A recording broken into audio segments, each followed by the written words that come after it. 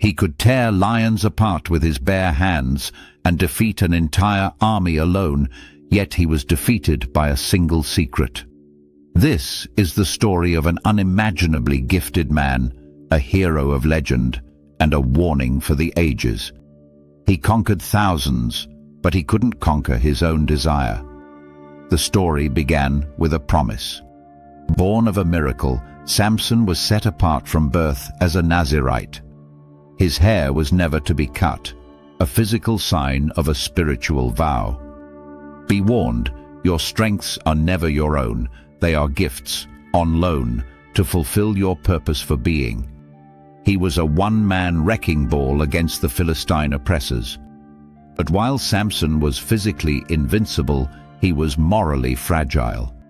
He lived by his own rules, following his eyes instead of his calling.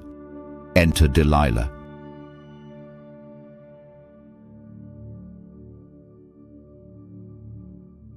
She wasn't just a temptation, she was a test. 3 times she tried to betray him. 3 times he felt the trap closing. But Samson's pride had made him deaf. Number 2. The enemy you don't conquer in your heart will eventually conquer you in your home. The Philistines are upon you, she cried. Samson woke, thinking he would shake himself free as before. But the Spirit of God had departed. The hair was gone, the vow was broken, and the darkness rushed in. They took his eyes, but it was in his blindness that he finally began to see. Whether you're called to be great or to be average, your first call is to be faithful. Everything else rests upon this. In the depths of the Philistine prison, Samson's hair began to grow back, and so did his humility. Standing between the pillars of the temple of Dagon, he didn't rely on his muscles. He prayed to God for one last mercy. Lesson 3. Failure is not the end of your story. It is the ground where grace grows. With one final cry, he pushed.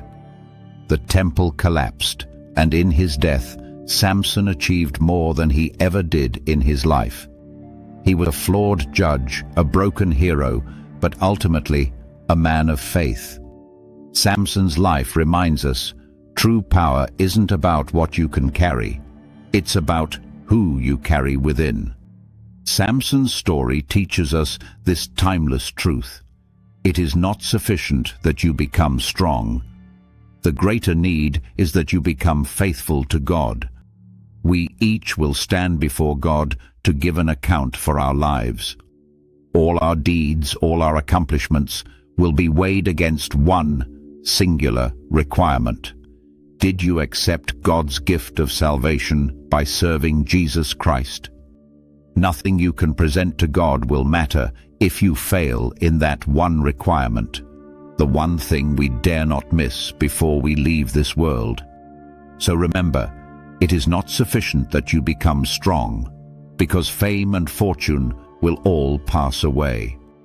The greatest need is faithfulness to God, because true power isn't about what you can carry, it's about who you carry within.